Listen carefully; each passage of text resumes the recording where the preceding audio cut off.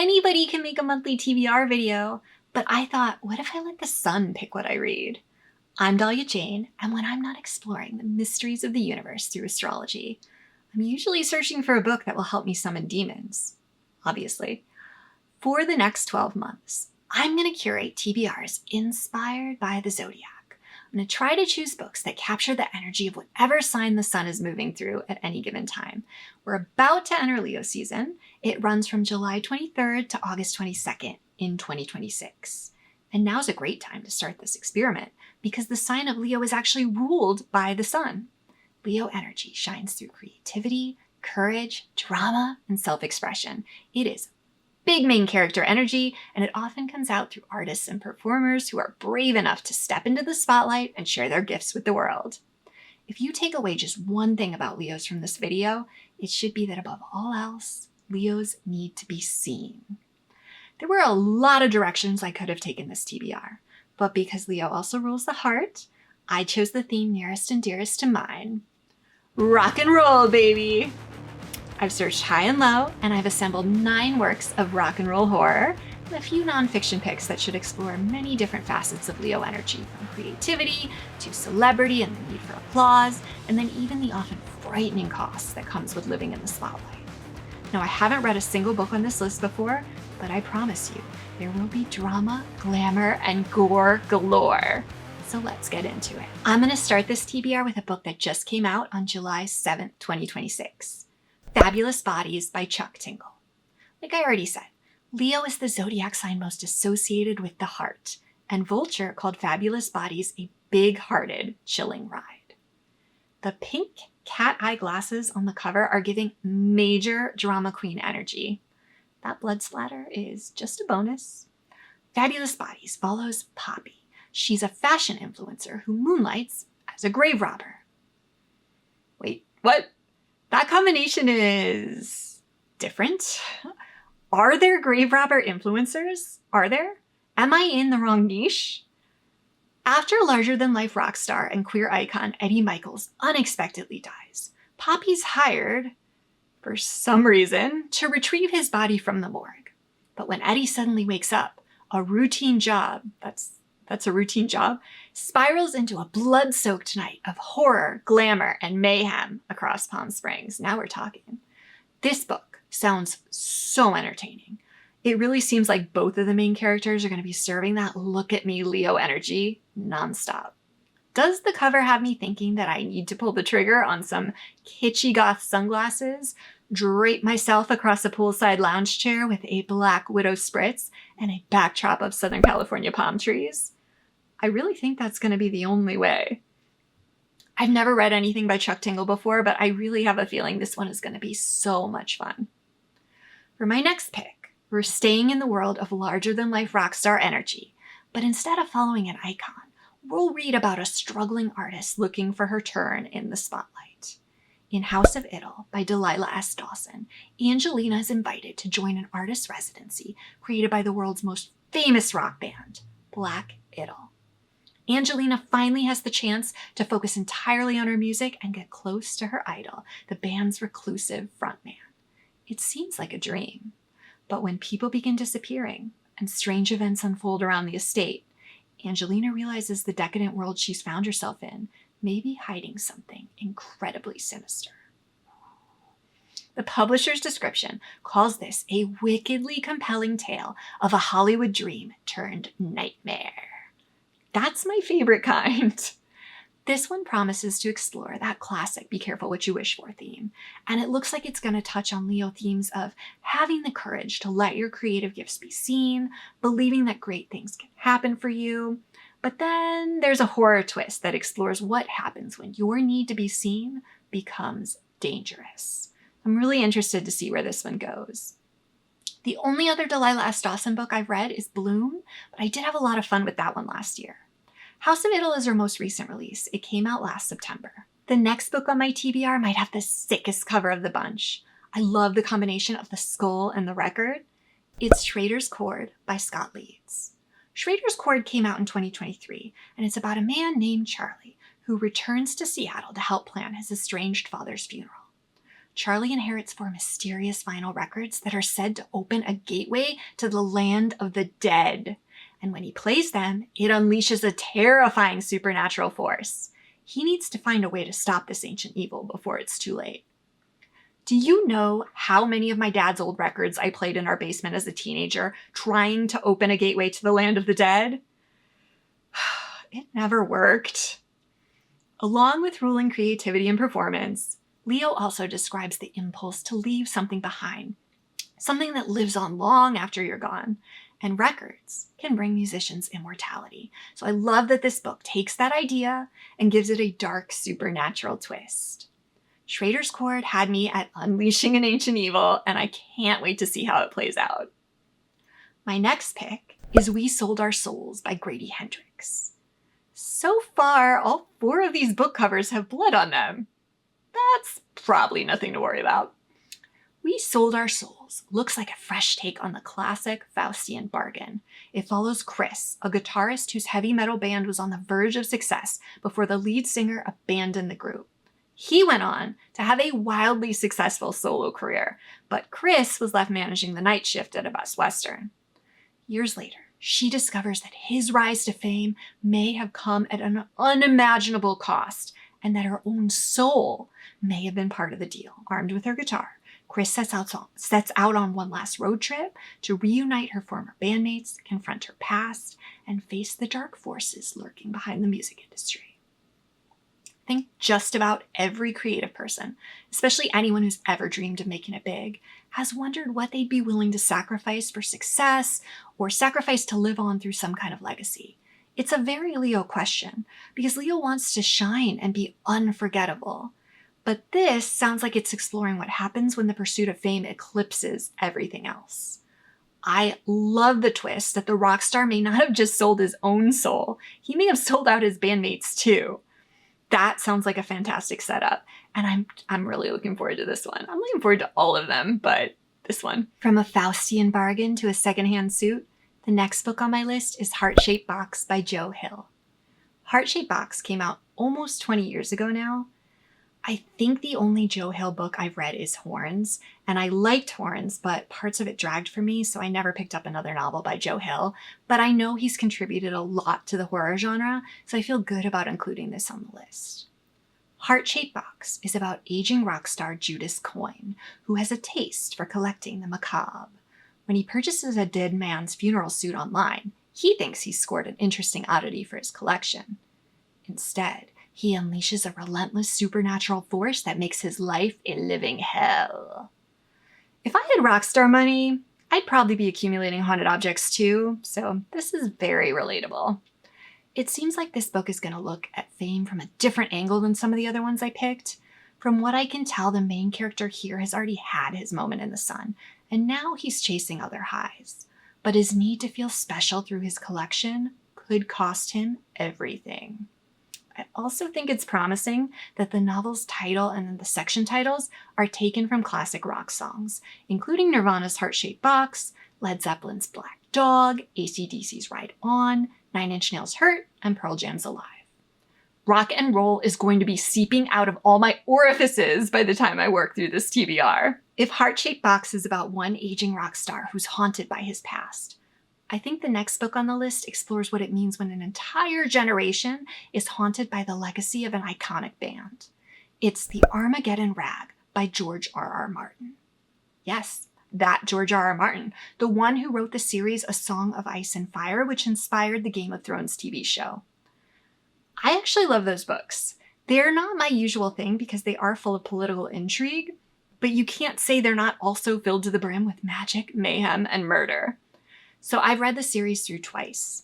I only watched the first 4 episodes of the TV show for way too many reasons to get into right now, but I do love the books. Anyway, even though I love those books, I never went looking for anything else George R.R. Martin had written. I don't know why. So I had no idea he was publishing horror and science fiction as far back as the 1970s. Did you know that? The Armageddon Rag came out in 1983, so this is the oldest book on my list. And it follows former underground journalist Sandy Blair, who's pulled back into the world of 1960s counterculture after the brutal murder of a legendary rock promoter. As Sandy investigates, he uncovers a growing mystery surrounding the resurrection of the iconic rock band called the Nazgul. A messianic figure threatens to destroy the world with his apocalyptic tune, and Sandy may be the only one who can stop him. This sounds like a really fun take on the idea that rock and roll could literally bring about the end of the world. I can think of so many rock stars that give off godlike energy or seem to be given godlike status while they're alive by their fans, or even after they go. So I like this idea of exploring that dynamic with a rock star who just pushes it too far in this apocalyptic story. What do you think a world-ending song would sound like? I bet I'm going to be wishing I could hear the music being described in a lot of these books. The next book I want to talk about is not actually being released until October 9th of this year. I have an advanced review copy, and it fit that rock and roll Leo theme, so I couldn't resist throwing it in here. It's Hear the Dead by Anna Devia Cardinal. Hear the Dead follows retired photographer Elena as she grapples with scars from her time covering the punk rock scene in New York City. She's tried to bury the past, but her best friend's sins, death, and the unknown fates of other missing women she used to know are just never far from her mind. When some of her old photos resurface, Elena begins hearing the screams of a woman that she is sure is Sin as she was being murdered. Plagued with increasingly haunting oral hallucinations, Elena begins a quest that may finally expose the truth behind a series of unsolved crimes. This one sounds bonkers in the best way. In one of the blurb pull quotes, Richie Narvaez calls Hear the Dead a heartfelt headbanger. If that's not full throttle Leo energy, I don't know what is. Punk has always been about giving a voice to people that society has tried to silence. So I love that this story seems to mix that spirit with a supernatural murder mystery. Plus, I said I wanted drama, and it doesn't get much more dramatic than hearing the screams of your long-dead best friend. I think this one is going to be really unique. But punk is only one branch of the rock and roll family tree. I know some people think rock and roll sprang out of the depths of hell to endanger our very souls, but before there was rock music, there was the blues. And the next book on my list looks like it's paying homage to that rich musical tradition. It's The Devil Takes the Blues by Ariel Slick. I love this atmospheric cover with the snake beckoning us to make a choice and taste the forbidden fruit. The Devil Takes the Blues is set in 1920s Louisiana, and it follows Beatrice. She's a general store owner whose life revolves around keeping her business afloat and looking after her younger sister, Agnes. When the devil appears to warn Beatrice that Agnes is destined to be murdered, she wagers her own soul that she can find the killer within 7 weeks. While she does whatever it takes to hold on to her soul, she's drawn to a blues musician who has struck a bargain of his own. She'll need to keep her wits about her, figure out just whose side the devil is really on. This sounds like another Faustian bargain story. Earlier in the video, we talked about the theme around the price of fame that I think is going to be covered in We Sold Our Souls. Well, this book feels like it's going even further back and exploring one of the oldest legends in music, the idea that creative expression comes at a supernatural price. These Faustian stories keep circulating because they continue to be so meaningful, and I'm definitely intrigued. I want to see what this one brings to the table. I'm most excited for the devil character, obviously, because I can't resist a rogue charmer with the powers of hell at his disposal. Let's go from the theme of selling your soul to the theme of saving it. The next book on my Leo TBR is Evil in Me by Brahm. Released in 2024, Evil in Me follows aspiring musician Ruby, whose dreams of making it in Atlanta's punk scene fell apart after a fight with her best friend and bandmate. When she accidentally slips on an ancient ring, she's possessed by a bloodthirsty demon and becomes a magnet for terrifying supernatural forces. Her only hope is to reunite her band and convince hundreds of people to join together in singing a song powerful enough to raise some hell and save her soul. Okay, I know I said Schrader's Chord has the sickest cover of this bunch, but I would like to change my answer. This cover is gorgeous, and it's got sun rays behind the creature and around his third eye, which feels like a fun nod to our Leo theme. Remember, Leo's ruled by the sun.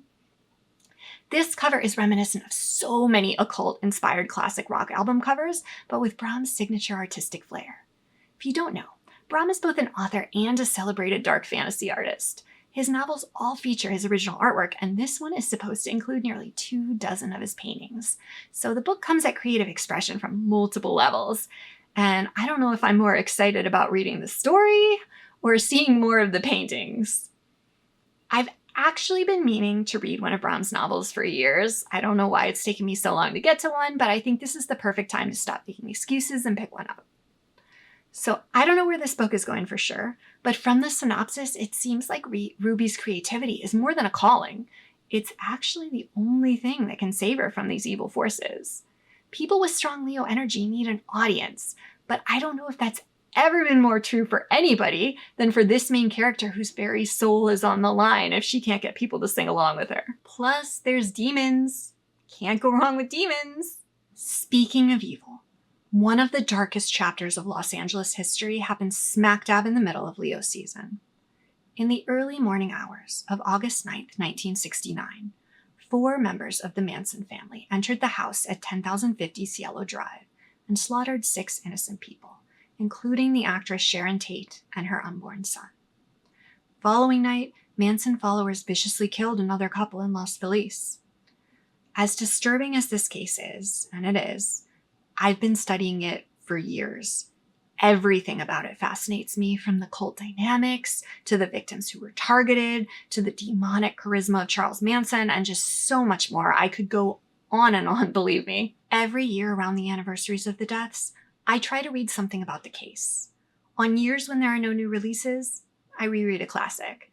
And you might think I would get sick of it, but I find that this case is like a kaleidoscope. Every new book shifts the perspective enough to reveal something. Maybe it's something I didn't remember, or maybe it's something I never considered before.